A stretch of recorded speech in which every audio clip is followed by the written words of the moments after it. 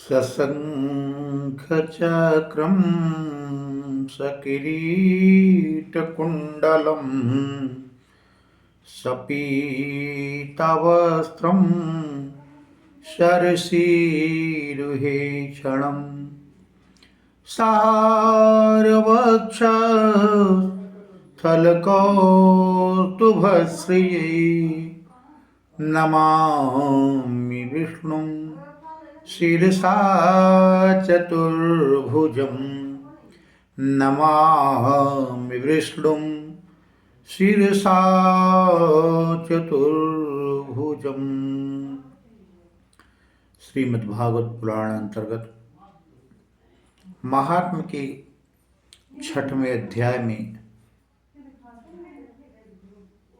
हम उस प्रसंग तक पहुँचे थे कि कथा को श्रवण करने में अगर व्यक्ति को बाधा हो रही हो तो भोजन कर ले। एक नहीं दोनों टाइम भोजन कर ले, लेकिन भगवान के द्वारा प्रदर्शित मार्ग का अनुसरण करे और मोक्ष को प्राप्त करने के साधन श्रीमद् भागवत का श्रवण ध्यान पूर्वक करे। यही बात बता रहे हैं कि भोजनम तु वरम मन्ये कथा श्रवण कारकम नोपवासो वरः प्रोक्त कथा विघ्न करो यदि। भोजनम तु वरम मन्ये कथा श्रवण कारकम नोपवासो वरः प्रोक्त कथा विघ्न करो यदि। भोजनम वरम श्रेष्ठम यदि कथा श्रवण कारकम भवति।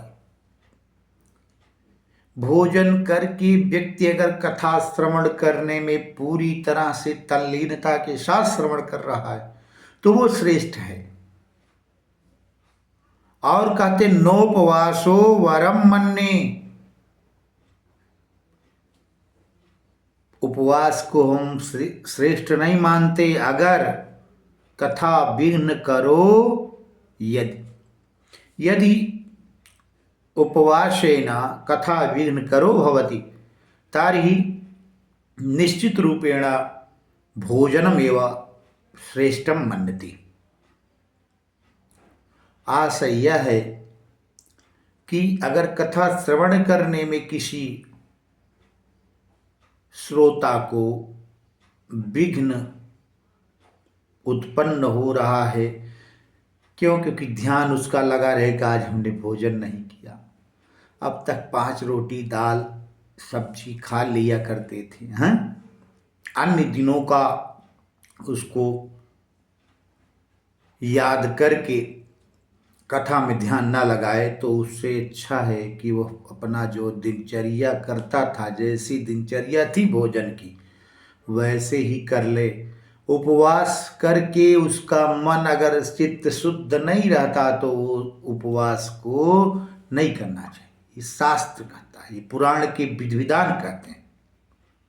श्रीमद् भागवत महापुराण के श्रवण विधि में ऐसा वर्णन किया गया। पहले तो उन्होंने श्रेष्ठ बताया कि कुछ मत खाइए, निराहार हो, और आवश्यकता पड़े दुग्धाहार, घी पी लीजिए, दूध पी लीजिए, फलाहार कर लीजिए। लेकिन अगर ये सब ऐसी व्यवस्था न बन पाए तो भोजन कर लीजिए। दोनों समय भोजन करके भगवान की कथा का नित्य आह्लादित मन से श्रवण करिए, कोई इसमें दोष नहीं है। सप्ताहव्रतिनां पुंसां नियमा शृणु नारद। हे नारद जी, सप्ताह के श्रवण की क्या विधि है, इसको श्रवण करिए। क्या कहते हैं? विष्णु दीक्षा विहीनानां नाधिकारो कथा श्रवे।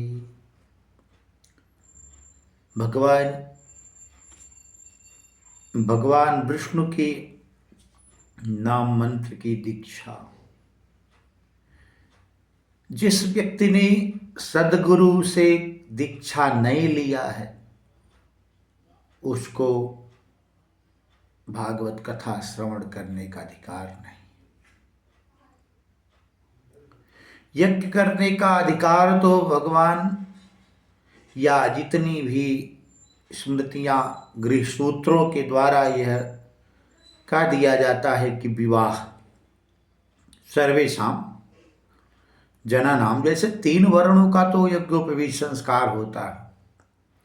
रही बात शूद्र वर्ण की, तो उसके लिए विवाह हो जाए उसका तो उसको सारे यज्ञ करने का अधिकार है। ये बात अलग है कि समाज विखंडित हो चुका है।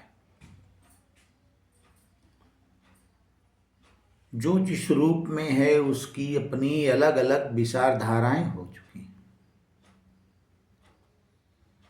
वर्णाश्रम धर्म की वैज्ञानिकता को नकार करके लोग जातिवाद के अंधकारमय मार्ग पर बढ़ते चले जा रहे हैं।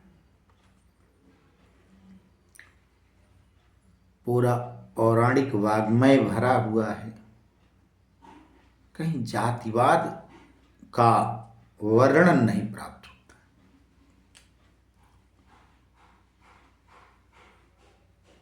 और जहां भी हम वर्णन पाते हैं वर्ण